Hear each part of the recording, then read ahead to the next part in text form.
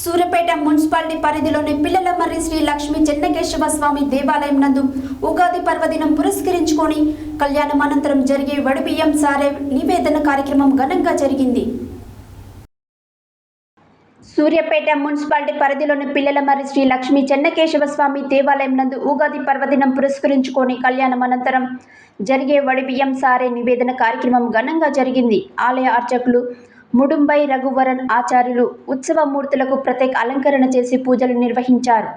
మహిళా భక్తులు అమ్మవార్లకు వడిబియ్యం 11 రకాల సారెలు సమర్పించారు. ఈ కార్యక్రమంలో ఆలయ ధర్మకర్తలు ఉమ్మెత్తల హరిప్రసాద్, ఉమ్మెంతల ఆహ్లాదరావు, చైర్మన్ గూకంటి రాజాబాబు రెడ్డి, గౌరవ సలహాదారులు గవ్వ కృష్ణారెడ్డి, వైస్ చైర్మన్ కందగట్ల రాంబాబు, ఆలయ కమిటీ సభ్యులు బంగారి కృష్ణయ్య, మల్లికార్జునను, బంగారు మల్లయ్య, భక్తులు గవ్వ జానకిరెడ్డి, అంకం భిక్షం, మహిళా భక్తులు ముడుంబై సారిక, ఉమ్మెత్తల పద్మజ, గూకంటి స్వరూప, సువర్ణ, మల్లీశ్వరి తదితర భక్తులు పాల్గొన్నారు.